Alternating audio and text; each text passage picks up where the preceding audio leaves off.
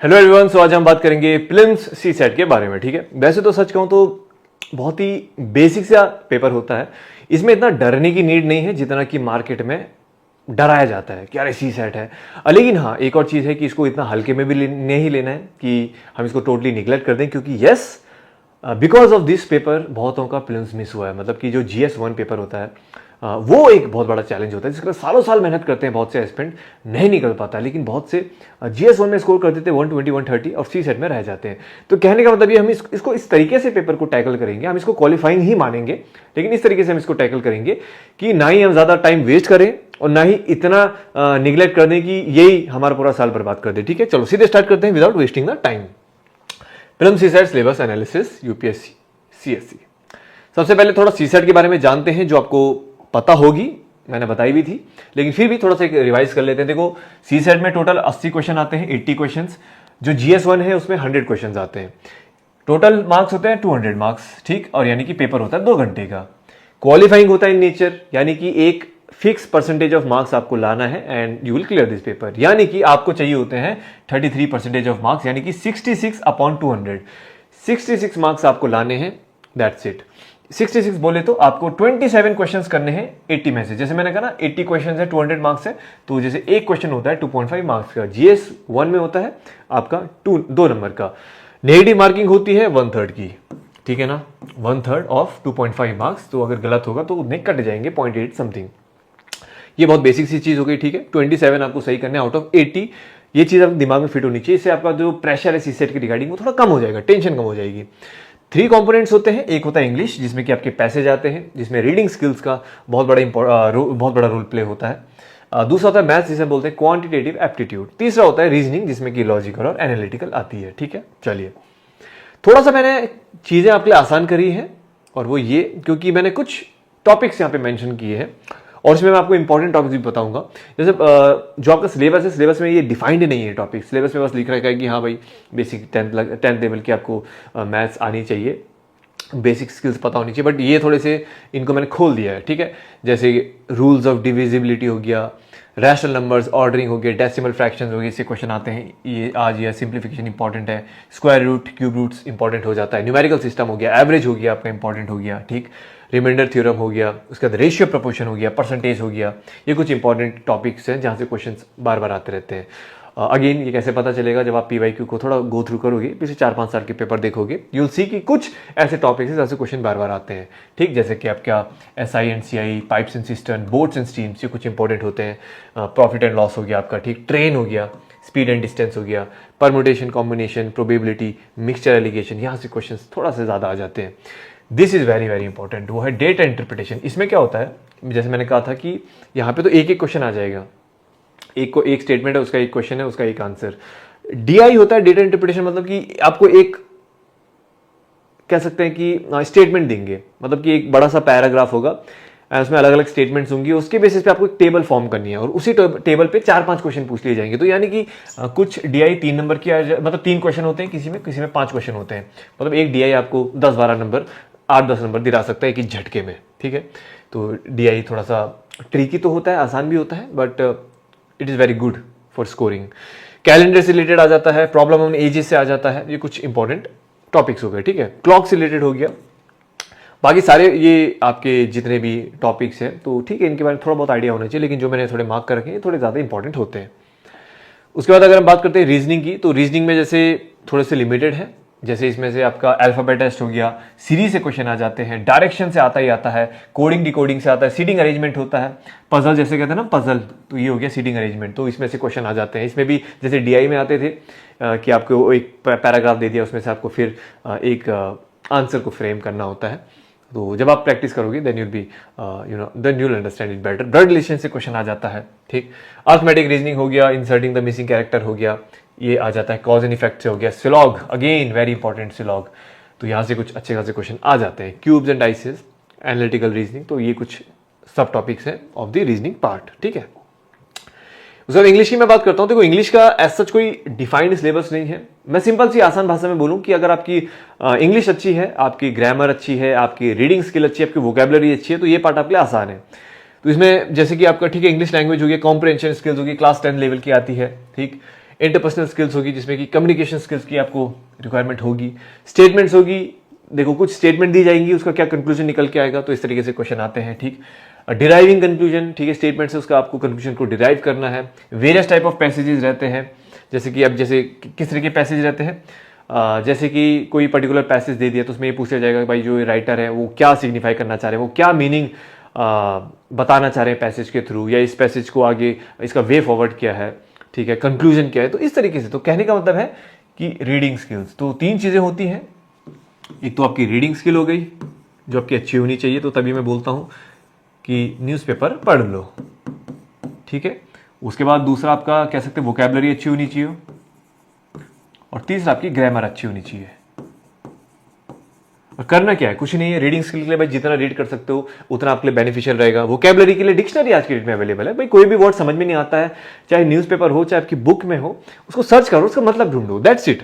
ये एक्टिविटी आप फॉलो करते रहोगे तो आपकी vocabulary over period of time अच्छी हो जाएगी। ग्रामर के लिए कोई भी 10th क्लास की आईसीएसई बोर्ड की आप बुक खरीद सकते हो, उसमें जो ग्रामर है, टेंसेज हो गया, प्रपोजिशन क्या होता है, कंजंक्शन क्या होता है, आर्टिकल्स क्या होता है, यही तो पढ़ना है बेसिक चीज। भाई देखो, इंग्लिश इज अ लैंग्वेज, जैसे आप हिंदी में अच्छे हो, जैसे आपको हिंदी अच्छी आती है, तो इंग्लिश भी तो लैंग्वेज है। तो इसमें कोई ऐसा कोई टेंशन वाली बात थोड़ी कि यार इंग्लिश है पता नहीं होगा नहीं होगा, इट्स अ लैंग्वेज। बचपन से आप हिंदी बोलते आ रहे हो इसलिए आप हिंदी में एक्सपर्ट हो, परफेक्ट हो। इंग्लिश को भी थोड़ा प्रैक्टिस करोगे, बोलोगे, थोड़ा सीखोगे, सुनोगे, समझोगे, तो इंग्लिश में भी परफेक्ट बन जाओगे। तो don't take this as a subject, this is not a subject, this is a language. इस चीज को ध्यान रखो, आप लिटरेचर नहीं पढ़ रहे हो, आप इंग्लिश लैंग्वेज पढ़ रहे हो, प्लीज रिमेंबर दिस। अब यहां पे की पॉइंट्स क्या है भाई, देखो की पॉइंट्स तो ये है, डू नॉट इग्नोर। अगर आप आर्ट्स बैकग्राउंड से हो, मैथ से बहुत डर लगता है, मैथ समझ में नहीं आती है, पल्ले नहीं पड़ती है, रीजनिंग कुछ नहीं पता क्या होता है, इंग्लिश में भी एकदम मामला बिल्कुल ढीला है, then do not ignore, then this can be a nightmare. बताऊंगा आगे कैसे करना है।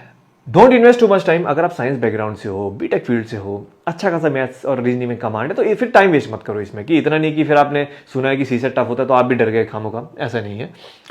अपनी स्ट्रेंथ और वीकनेस के हिसाब से टाइम दो, अपनी स्ट्रेंथ को जानो, अपनी वीकनेस को जानो। कैसे पता चलेगा, जब आप प्रैक्टिस करोगे, जब आप प्रैक्टिस करोगे, क्वेश्चंस को सॉल्व करोगे, पेपर को देखोगे, समझने की कोशिश करोगे, तब आपको पता चलेगा कि आपकी स्ट्रेंथ क्या है और आपकी वीकनेस क्या है। मैं कहता हूं जो आर्ट्स स्टूडेंट्स है थोड़ा उनको फोकस ज्यादा करना पड़ेगा, डिपेंडिंग कि अगर आपकी क्लैरिटी कम है, अंडरस्टैंडिंग कम है, नहीं पढ़ा पहले कभी, तो आपको थोड़ा टाइम देना पड़ सकता है, ठीक।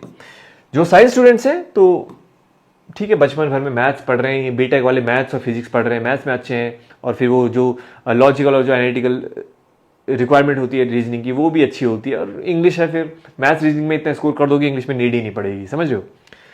Give time as per your need, अपनी नीड के हिसाब से टाइम दो। अब मैं फिक्स टाइम नहीं बोल सकता कि आप ऐसा करो कि हफ्ते हफ्ते में सीसेट का पेपर लगाओ, नहीं भाई, आप अभी कहाँ पे स्टैंड करते हो उसके अकॉर्डिंगली आपको टाइम देना पड़ेगा ना। आप एकदम परफेक्ट हो, सब कुछ क्लियर, तो हो सकता है कि आपको एग्जाम से 2 महीने पहले वीकली बेस पे प्रैक्टिस करना पड़े। अगर आप बहुत ज़्यादा वीक हो सकता है कि आपको 6 महीने पहले से वीकली बेस पे प्रैक्टिस करना पड़े। It differs person to person. तो इसके लिए क्या करना पड़ेगा आपको। अब आप बोलोगे कि ये कैसे पता चलेगा मुझे कि मैं कहाँ पर स्टैंड करता हूँ, भाई मेरे को तो उतनी समझ नहीं है, मैं अपने फिगर आउट नहीं कर पाता हूँ, तभी तो मैं आपको एक टास्क दूंगा। और आई थिंक मैंने बताया भी था आपको, बहुत बार मैंने बता चुका हूँ। कोई भी एक पेपर लो, एग्जाम्पल के तौर पे मान लो 2022 का पेपर लो, ठीक, इसको सॉल्व करो प्रॉपर यूपीएससी के तरीके से, 2 घंटे इसको सॉल्व करो, इसके क्वेश्चन आंसर कुछ नहीं देखना, सॉल्व करो, पेपर उठाओ, प्रिंट आउट करो, सॉल्व दिस पेपर। उसके बाद देखो कि आपका कितना मार्क्स आ रहा है, इसमें टोटल रीजनिंग में कितने सही है, क्वांट में कितने सही है, इंग्लिश में कितने सही है। उसके बाद पिछले 2017 से और 21 के पेपर निकालो और सॉल्व करो, उनको लगाना नहीं, उनको सॉल्व करो, क्वेश्चन को देखो, आंसर को समझो, क्वेश्चन को देखो, आंसर को समझो। इट कैन टेक, ये एक्टिविटी 1 महीने हो सकता है, 2 महीने, 1.5-2 महीने की लग सकती है activity, depending on the time you have. उसके बाद वापस आपने 5 पेपर, यानी कि आपने कम से कम 500 क्वेश्चंस को समझ लिया, यानी कि 500 कंसेप्ट्स आपने समझ लिए। वापिस से अब इस पेपर को सॉल्व करो। अब ये देखना है कि अब आपके कितने मार्क्स आते हैं और पहले कितने मार्क्स आते हैं। ये जो आपका रिपोर्ट कार्ड है ये मुझे भेजोगे कि पहले जब मैंने बिना पढ़े लगाया था तो मेरे कितने मार्क्स आए थे, अब मैंने 5 पेपर सॉल्व करे फिर कितने आए थे, सिंपल।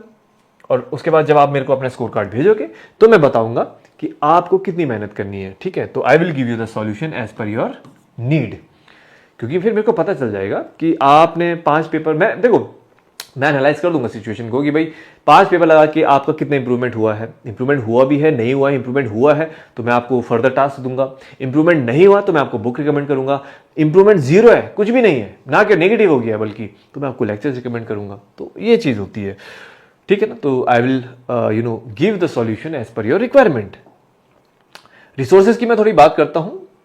देखो अब यहां पे मैं रिसोर्सेज की ये बात करता हूं कि अगर आप एकदम बिगनर हैं, आपके पास टाइम है 1 साल का, 2 साल का, 3 साल का, एंड आप एकदम सी सेट में डरे हो, समझ में नहीं आ रहा कि सी सेट कैसे पढ़ूं, क्या पढ़ूं, लेकिन सी सेट की तैयारी करना चाहते हो, तो एड्यूटाइप एक यूट्यूब चैनल है, तो उन्होंने यूपीएससी के फ्री सी सेट क्लासेस दे रखे हैं अपने यूट्यूब चैनल पे, देख सकते हो।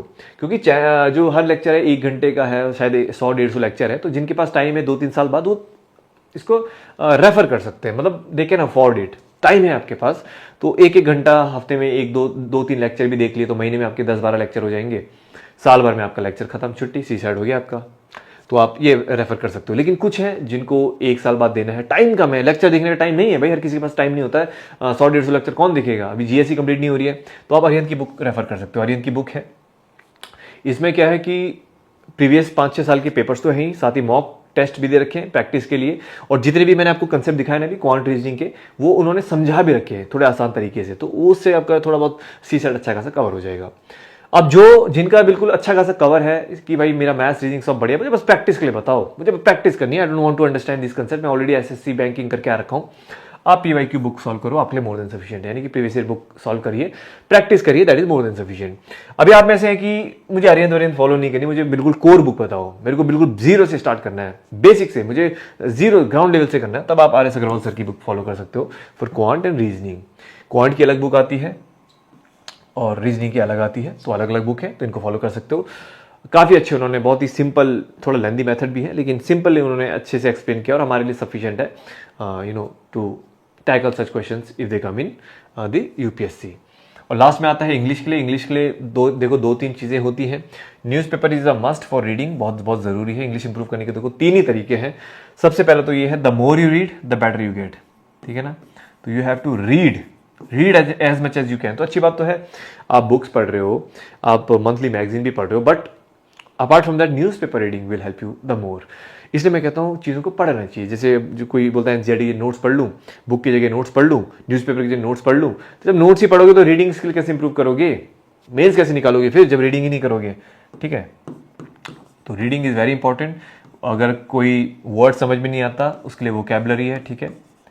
तो आप मोबाइल पे या फिर मैं तो कहता हूँ डिक्शनरी भी बाय कर सकते हो if you are too much distracted from mobile.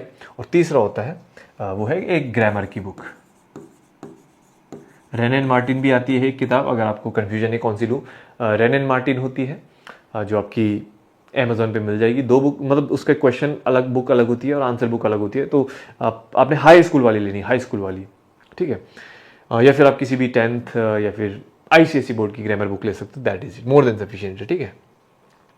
तो ये आपका लगभग रिसोर्सेज है। And yes, in the last, at the last I will say कि हमेशा याद रखना कि जो सी सेट है it is a qualifying paper. ये भैया आपका क्वालिफाइंग पेपर है। तो ऐसा नहीं है कि आप इसी में खो गए और फिर अपना जीएस भूल गए।